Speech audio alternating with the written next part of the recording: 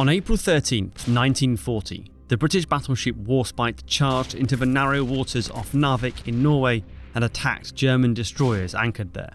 In just a few hours of battle, almost half of Germany's entire remaining destroyer force was eliminated, clearing the way for Allied landings at Narvik and handing Germany one of its biggest setbacks of the Norway campaign.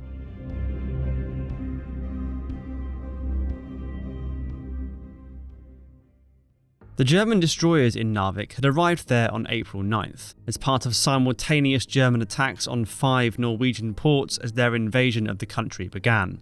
They had dropped off troops to occupy the port and been refuelling in order to return to Germany, when in the early hours of April 10th, 5 British destroyers under Commander Bernard Warburton Lee attacked. In a furious dawn engagement, 2 destroyers on each side were sunk, and the German ship damaged enough to keep them bottled up in the harbour until a larger British force could arrive to finish them off. By April 13th, that force had arrived. Vice Admiral William Whitworth aboard the battleship HMS Warspite, joined by 9 destroyers under Commander James McCoy.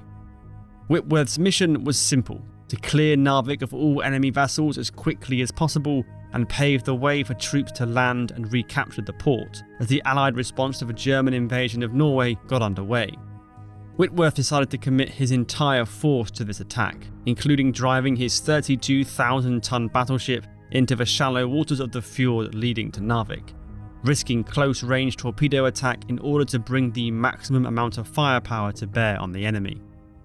Admiral Whitworth began his attack on the morning of April 13th, entering the Ofotfjord at 10:40 am. To the east of the British force were 8 German destroyers awaiting them, clustered around Narvik's harbour, low on fuel, ammunition and carrying battle damage. At around 12 noon, the German guard ship, Hermann Kühne, spotted a British Swordfish scout aircraft, which had been launched from Warspite 10 minutes before. Kühne raised the alarm to Lieutenant Commander Erik Bay, who was commanding the German flotilla. Bay ordered every ship out of the harbour as quickly as possible and prepared to meet the oncoming Allied force. The first destroyer out was Hans Ludemann, spotted by the Swordfish at 12:15, along with a surface German U-boat at the entrance to Harjangsfjord, north of Narvik itself. This was U-64, and its captain had not been informed of the arrival of the British force. Before the submarine crew could react, the Swordfish dropped a single 100-pound anti-submarine bomb and scored a direct hit, sinking the U-boat. The first German ship to engage the British was Henrik Lunde, which had travelled to a position in Djupvik Bay in hopes of ambushing the British force as it passed. This plan was compromised though at 12:36 when the Swordfish spotted the hostile destroyer hiding around the headland and alerted the British ships. 3 destroyers were detached to the south and engaged Kulna at close range, joined soon afterwards by Warspite itself, with its 15-inch guns. Torpedoes were exchanged, with Kulna's missing and 2 hits being scored on the German destroyer by the British, leaving it a burning wreck that was soon scuttled. At the same time, on the northern side of the fjord, more German ships had managed to leave port and were now engaging the British line with guns and torpedoes. No hits were scored on either side, but when Warspite straddled Bern von Arnim, the German flotilla began to retreat northwards. As they did so, over the hills to the west came 10 Swordfish on the carrier HMS Furious offshore in a torpedo attack. The German ships all took evasive action and managed to avoid any hits while shooting down 2 of the attacking aircraft. As the sortie subsided, Bern von Arnim and Georg Thiele dashed southwards and fired their remaining torpedoes at the British ships, all of which missed, except for one which ran straight underneath HMS Cossack without exploding, as German torpedoes continued to malfunction in the high Norwegian latitudes.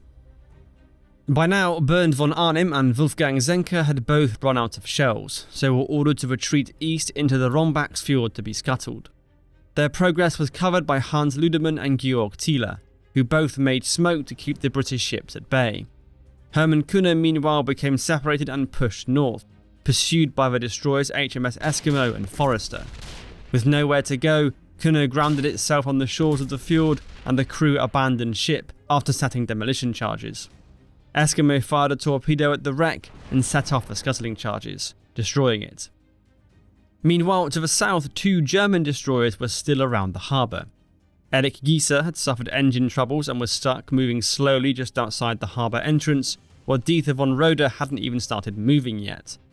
The 3 British destroyers that had sunk Erich Köhler now approached from the south, exchanging fire and torpedoes. Multiple hits were scored on Punjabi by the German ships, destroying its fire control room and damaging its engines. At 2:05 PM, Erik Gieser finally got its engines working again and steamed forwards, charging toward the wounded Punjabi and firing 4 torpedoes. Punjabi's captain, Lieutenant Commander Ralph Shorto, swung his ship hard to port, slewing it around at high speed just in time to avoid the onrushing torpedoes. Gieser's bold attack had failed, and the destroyer was now exposed to intense fire from the others nearby and from Warspite. In 5 minutes, Erik Gieser was hit 3 times by the battleship and 18 times by the destroyers, leaving it dead in the water and ablaze, and abandoned at 2:10 PM. This battle left 1 destroyer remaining in the harbour, which as it was stationary, Warspite had mistaken for a shore battery. The British destroyers were ordered to push north and chase down the remaining enemy ships, but HMS Cossack disobeyed and steamed into the harbour entrance at 2:15. Cossack opened fire first but missed as Dieter von Roeder was angled stern on, presenting a smaller target. Cossack was presenting its broadside and was hit 7 times by the German destroyer in 2 minutes. 1 shell hit the boiler room and broke the ship's steering, leading it to steer out of control to the southern shore of the harbour, where it ran aground. Dieter von Roeder continued firing until it ran out of ammunition, and the last crew on board then disembarked and the destroyer was scuttled. To the north, at the eastern end of the Rombaksfjord, Wolfgang Zenker and Bernd von Arnim were preparing to scuttle. Hans Ludemann and Georg Thiele were further west, preparing to put up what resistance they could with the guns and torpedoes still left to them. British destroyers Eskimo and Forrester entered the fjord and at 2:45 PM opened fire on Hans Ludemann. Ludemann was hit twice, knocking out 2 stern guns before it turned and loosed 4 torpedoes before moving off eastwards. Both British ships had to take evasive action, with Eskimo almost grounding itself on the shoreline and 1 torpedo running directly underneath Forrester without exploding. The 2 British ships continued their charge up the fjord, soon engaging Georg Thiele. As the British ships approached, Thiele waited until they were at close range before readying its last 2 torpedoes. The first was hopelessly aimed and flew off into the shoreline, but the second, fired at 2:51 PM, streaked towards and hit Eskimo, blowing its bow off. Badly damaged, Eskimo began to retreat stern first, with one of its forward turrets still somehow firing away. Under fire from both ships, Georg Thiele was badly damaged and beached itself on the southern shore of the fjord at 3 PM. The other remaining German destroyers were trapped at the end of the fjord, out of ammunition and out of options.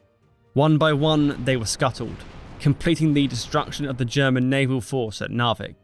8 German destroyers had been sunk, which when added to the 2 lost in the first Battle of Narvik meant that 50% of the Kriegsarena's entire destroyer strength had been wiped out. It had been a bold and decisive victory for the Royal Navy, a bright spot in an otherwise disastrous campaign in Norway. A campaign that started going wrong before it even began. Thank you for watching, and I'll see you in the next video.